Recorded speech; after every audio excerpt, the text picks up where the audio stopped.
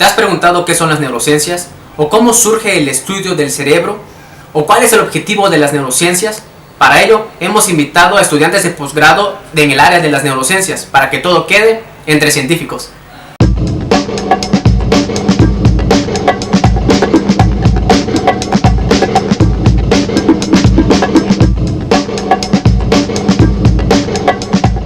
Carla María Castañeda Rodríguez.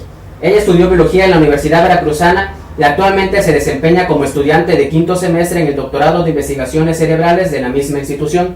Jaime Rafael Gutiérrez Pérez, médico general por la Universidad Veracruzana. Hoy día se desarrolla en su último año en el doctorado en investigaciones cerebrales por la misma universidad.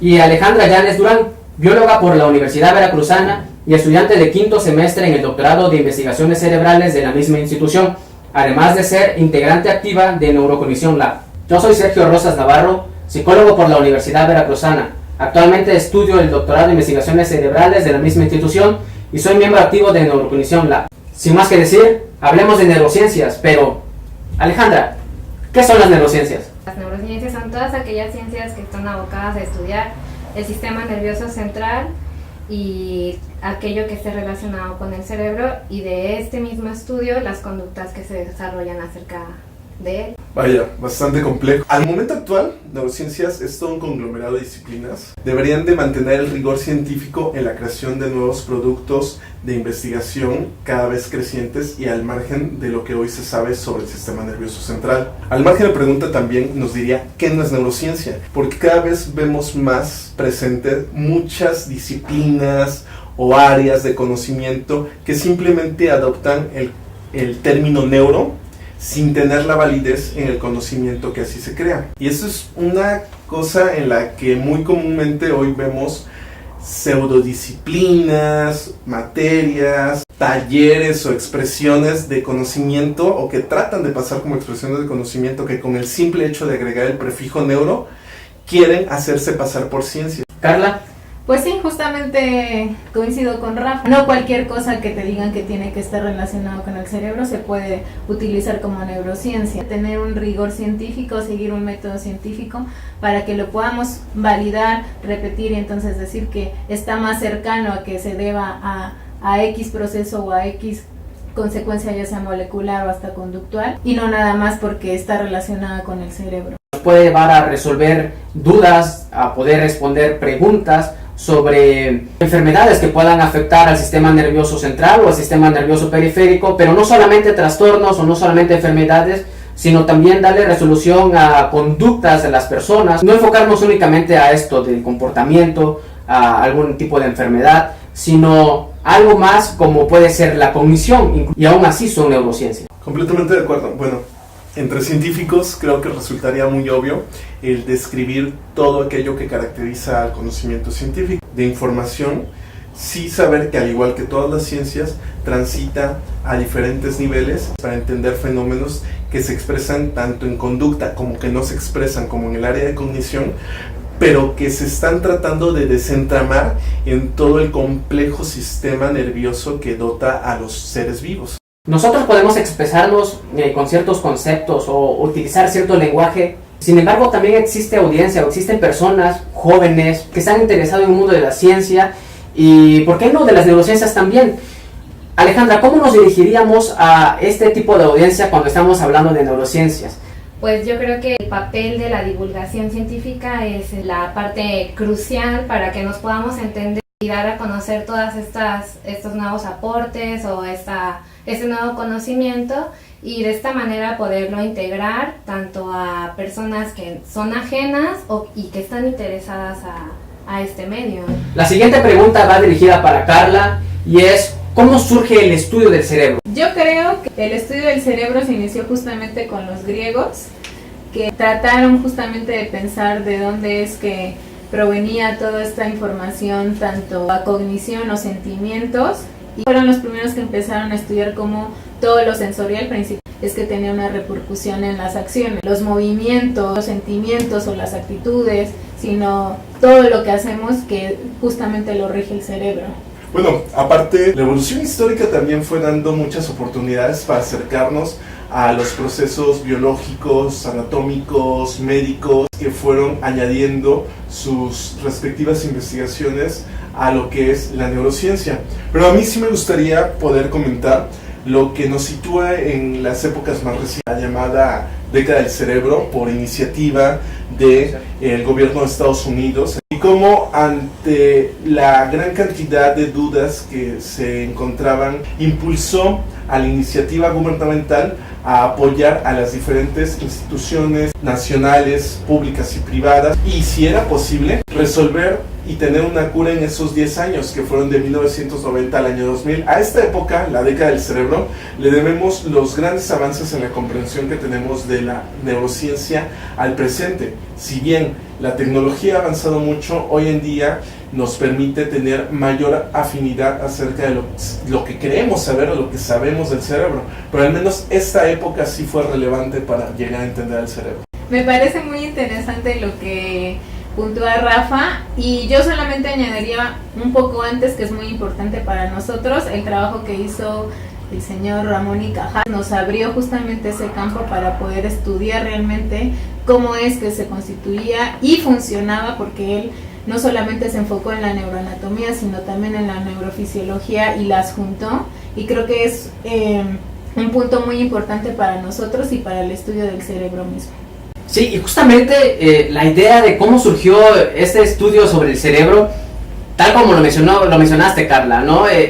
A través de los griegos, realmente lo consideraban como si el sentimiento, como si el pensamiento surgiera de otros lugares, de otros órganos que no estaban para nada relacionados con el cerebro, sino que estaban involucrados con los intestinos, que estaban involucrados con el corazón, que estaban involucrados con otras partes del cuerpo, menos el cerebro. Y no es entonces hasta que se empieza a desarrollar nueva tecnología, se empieza a desarrollar inclusive el pensamiento mismo del hombre, y empieza a formularse nuevas preguntas al respecto. Y ya no nos quedamos con esta idea de demonios y demás, cuando realmente sabemos en la actualidad que no tiene nada que ver. Es que, viendo un panorama de la historia de las neurociencias, es muy cercano el momento en el cual aún pensamos tal como tú lo describes, en que toda conducta y toda expresión proveniente del sistema nervioso central era originado por espíritus, por demonios, por humores. Hoy que tenemos conocimiento, o creemos tener un conocimiento muy seguro de lo que es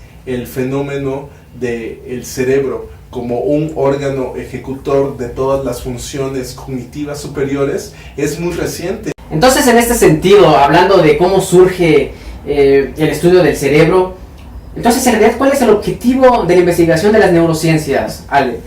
Bien, yo creo que el enfoque de realizar investigación en neurociencias es dejar en claro todos estos avances y todas estas dudas que teníamos de cómo es que intervienen diferentes disciplinas y diferentes sustancias químicas que no están trabajando o que no se encuentran el lugar adecuado para poder lograr la función que debe de ejecutar el cerebro, o que debe de ejecutar las neuronas o las neuronas y la glía, la participación de tanto neurotransmisores de las neuronas, los axones y los circuitos que forman, cómo es que están interviniendo en estos trastornos, o incluso cómo es que están interviniendo en el desarrollo de la memoria, algunos procesos de cognición, entre otras cosas. Es importante transmitir este conocimiento, no solamente que se quede en el ámbito científico, sino que también que parta a oídos de otras personas. Ciertamente ahorita en la actualidad la mayoría de las personas se basan en estudios que no sabemos de dónde vienen, y la forma más común de enterarse es por medio de fe, y que ciertamente la mayoría de esas notas o estudios